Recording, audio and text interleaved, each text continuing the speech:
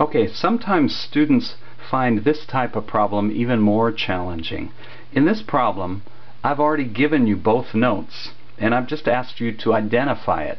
So you have to be a detective here, just like a CSI Music 101 here.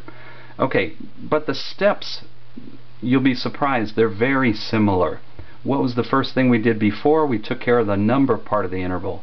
That's what we're going to do here too. We're going to take care of the number part of this interval just by counting lines and spaces from the bottom note up to the top. This bottom note's on a line, so that line will be 1, space is 2, 3, space is 4, line is 5, and this space is a 6. So I'm going to go ahead and write that in. This is some kind of a sixth. Okay, good. I know that. Now the next step, again, like always, is to look up the key signature of the bottom note, which is an E, on the circle of fifths. Okay, here's a circle. The circle says E has 4 sharps. Okay, let's see what 4 notes are supposed to be sharp in this key. The 4 notes that are supposed to be sharp are F sharp, C sharp, G sharp, and D sharp.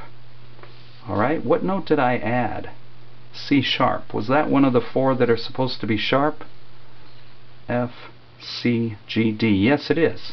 So here's what I'm going to do. I'm going to write in that sharp sign.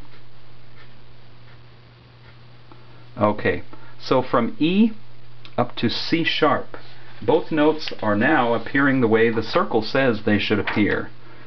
If that is the case, from E to C sharp is a major sixth. Okay, from E to C sharp is a major sixth, but wait a minute. That sharp sign wasn't there before. So the interval I've created is a major sixth, but I've got a problem here. That sharp sign wasn't put there by my teacher, or wasn't put there by the composer of this piece of music. So I can't just add it and call it a major sixth. That's changing the music. What I have to do is figure out what went wrong, or what happened to that major sixth. From E to C sharp would have been a major sixth. Let's see what that looked like on the keyboard. Here's E, and here's C sharp. That's the major sixth that the circle says we should have. The sixth that we have, though, doesn't have a sharp. It's E up to C natural. So here's E, here's C sharp again. That's what the circle says we should have.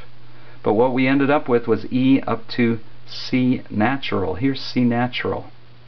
Don't these two notes look a little closer together than what the circle said we should have? E up to C sharp. What we ended up with is E up to C natural. Okay? E to C natural is a half step closer than a major sixth. If it's a half step closer than a major sixth, this must be a minor sixth. From E to C sharp would have been major, but E to C natural, these two notes are half step closer together. So our answer is MI for minor sixth.